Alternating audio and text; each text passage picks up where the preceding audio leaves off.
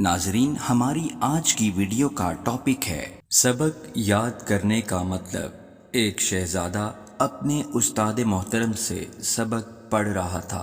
استاد محترم نے اسے 2 جملے پڑھائے: جھوٹ مت بولو، غصہ نہ کرو۔ کچھ دیر کے وقفے کے بعد شہزادے کو سبق سنانے کو کہا گیا تو شہزادے نے جواب دیا کہ ابھی سبق یاد نہیں ہو سکا۔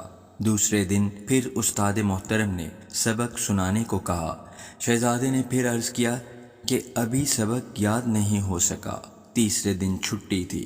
استاد نے کہا کہ کل چھٹی ہے، لہٰذا کل لازمی سبق یاد کر لینا، بعد میں کوئی بہانہ نہیں سنوں گا۔ چھٹی کے بعد اگلے دن بھی شاگرد خاص سبق سنانے میں ناکام رہا۔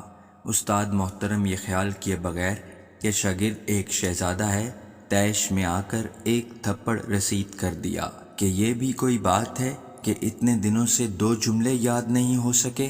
تھپڑ کھا کر ایک دفعہ تو شہزادہ گمسم ہو گیا، پھر بولا کہ استاد محترم، سبق یاد ہو گیا۔ استاد کو بہت تعجب ہوا کہ پہلے تو سبق یاد نہیں ہو رہا تھا اور تھپڑ کھاتے ہی فوری سبق یاد ہو گیا۔ شہزادہ عرض کرنے لگا کہ استاد محترم، آپ نے مجھے 2 باتیں پڑھائی تھیں: جھوٹ نہ بولو اور غصہ نہ کرو۔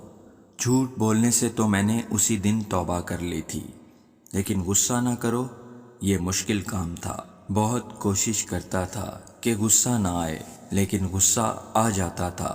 اب جب تک میں غصے پر قابو پانا نہیں سیکھ جاتا تو کیسے کہہ دیتا کہ سبق یاد ہو گیا؟ آج جب آپ نے تھپڑ مارا، اور یہ تھپڑ بھی میری زندگی کا پہلا تھپڑ ہے، اسی وقت میں نے اپنے دل و دماغ میں غور کیا کہ غصہ آیا کہ نہیں۔